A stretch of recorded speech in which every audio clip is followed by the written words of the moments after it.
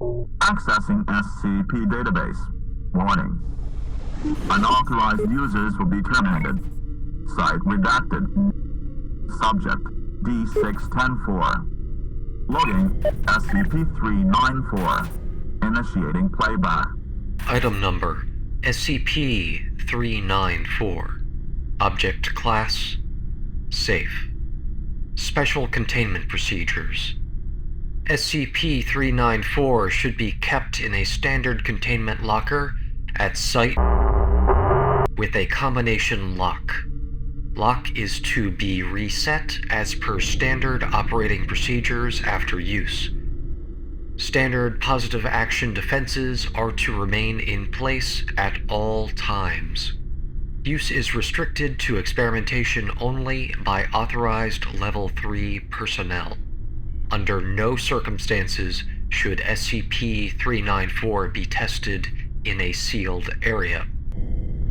Description: SCP-394 is a container of ear candles, each 24 centimeters long and 1.2 centimeters in diameter, one end tapered. The container originally held 24 packs with 2 candles per pack, with 17 packs remaining. The ear candles are hollow tubes of amatl, a type of paper made from boiled bark and typically used for inscribing manuscripts, coated with beeswax and various herbs. Most of the herbs used are common aromatics, but some remain unidentified.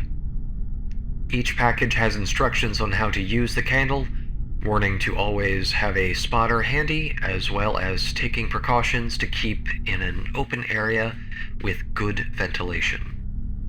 Instructions show that the user is to lie on their left side, place the ear candle's tapered end into the ear canal, and then have their spotter light the candle. The instructions caution to burn the candle no longer than 4 hours at a time, and to meditate before and after to aid in the realignment of the body's energies. When used, the candle burns with a bright orange flame and a soothing fragrance, smelling reminiscent of incense with an undertone of wax and tallow. The scent has a soporific effect on the user, who eventually falls into a deep slumber. The candle, under recommended conditions, will burn with the brightness and heat of a typical ear candle. When interviewed, users tell of semi-lucid dreams with a variety of fantastic elements, as well as the sense of being watched from afar. While the candle burns, the user begins to lose body fat at the rate of 1 kilogram per 5 minutes. During this time, the length of the candle remains constant. Although in an enclosed area, the air will heat significantly and become oxygen depleted and sooty. The candle will continue to burn, however, until it is either extinguished or the user has no body fat remaining.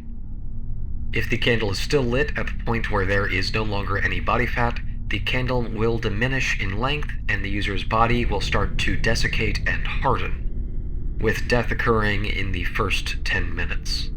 This event does not wake the user. The flesh will eventually attain the consistency of dried meat, and the scent of the candle will change. Witnesses describe it as akin to a smokehouse or a barbecue, although the odor of incense is still reported. The candle flame will continue to burn down the user's remains unless extinguished. The corpse will burn as quickly as dried kindling, leaving only a small amount of fine ash.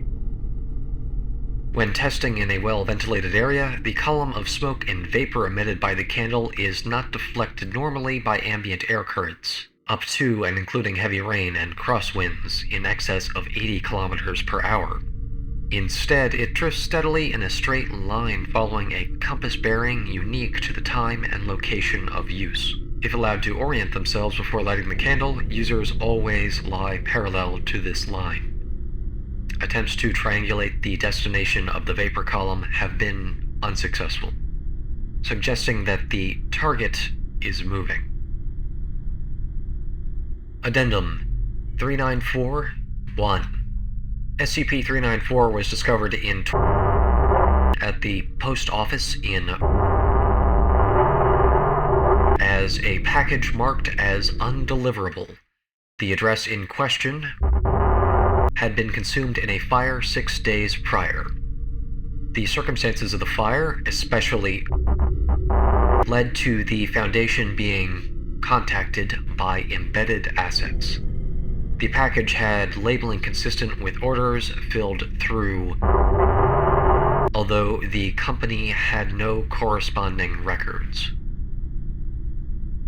The return address for the shipment was erroneous, and so the package remained at the Dead Letter office until obtained by Agent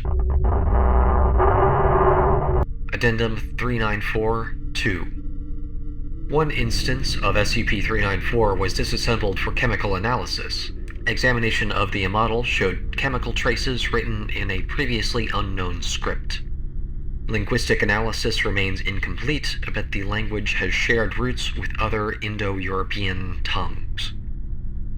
Research suggests that the writing is a description of a ritual offering to an unknown chthonic being, perhaps as a sort of prayer.